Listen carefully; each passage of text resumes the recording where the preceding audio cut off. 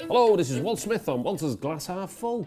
Now, I heard a little rumour that we might be, if we get enough likes that is, giving away free pint pots with Walter's Glass Half Full written on it. If you fancy a bit of that, give it a like. Without further ado, let's get on with some comments. Arsenal, till I die. Sod the Premier League, sod FIFA, sod Man City, sod modern day football. I don't know about you, but I can almost smell the fear coming off that chap. That was posted in response to us closing in on Pogba. I don't know about you, but I got a feeling every single toy came out of the pram on that one. Now, he almost reminds me of a guy who's turned up at a party, thinks he looks good, gets turned down by every single girl, and then is last seen slamming the door on the way home, feeling all angry and bitter. He didn't like them anyway. Is he the type of football fan that decided to support Arsenal because he thought the good times would last forever? I knew that the good times wouldn't last forever at City, and they're not going to last forever.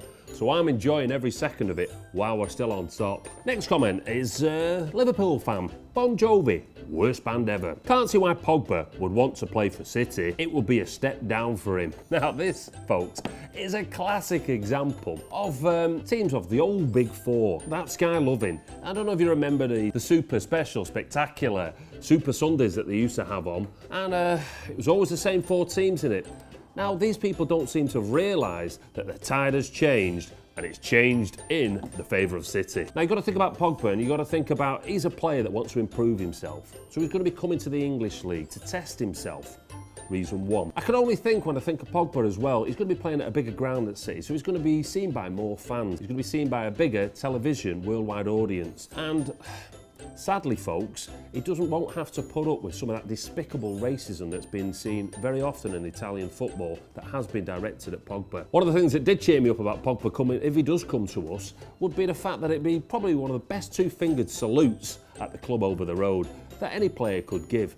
Now, at the time, Paul Scholes was brought out of retirement. Why oh why did they not just bring Pogba in? They didn't trust him. So it's a chance for him to prove in the England and in the English game that he is of that quality. The other thing I heard was that his family are actually still in the Manchester area. And let's get it right, folks, he'll be on a hell of a pay packet as well. Now, this other idea of it being a step down, who beat Juventus in the final? It was Barcelona.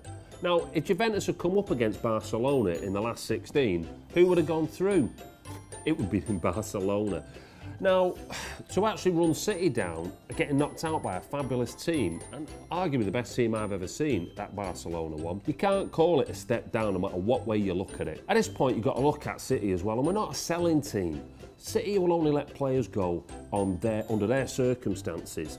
Now, if you look at Juventus have got rid of Tevez, Vidal looks like he's on his way, Pogba is possibly going to get sold this summer, and Pirlo's left as well. City let players go on their level. Juventus, that's a lot of decent players to be losing in one close season. We're looking at Jonathan De Lemos. The only thing I see happen is Scott Sinclair or Jack Rodwell. City never seem to learn their lesson, I guess. And this is talking about the purchase of Sterling. It's a completely different kettle of fish. For a start, at the moment, Sterling is a regular international starter while the other two weren't. And if you look at City's history with actually signing English players, the media like to build it all up and say that, you know, City are ruining these careers of these English lads. If you go to City, you'll be spending your time on the bench type thing.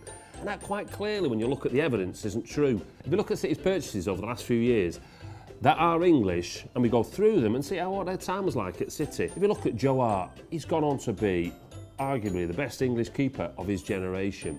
If you look at Joleon Lescott, now Joleon Lescott was part of a Premiership winning team. Gareth Barry was huge for us, and he helped win the Premier League as well, and he got let go because, quite frankly, his legs were starting to slow down, and we moved him on. Rodwell was always injured, and you can't really blame City for that. That's just the makeup of the man he is. He's not gone on to blaze trails at Sunderland since. Adam Johnson established himself as an England international whilst he was with City. After he left City, the less said about it, probably the better. Scott Sinclair, quite frankly, was just a bad buy. He's going to struggle to establish himself, I feel, in the Aston Villa team. He may go on to prove me wrong, but I doubt it. So I'd be interested in hearing all these English players that have had to sit on the bench and not being given an opportunity at Manchester City.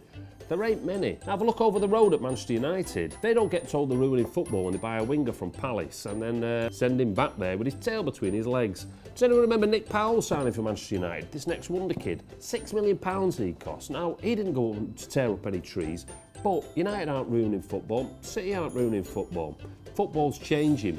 And to say people are trying to beat City with this stick saying that we're ruining young English lads' careers, nonsense. Well, that about sums up another week of Walter's Glass Half Full. Now don't forget folks, if you want to be as giddy as I am, click like below and you may win yourself Walter's Glass Half Full pint pot. Will look decent on anybody's shelf. Oh, time for another. This is Ricky the Hitman Hatton. Subscribe to Blue Moon Rising TV for a knockout time.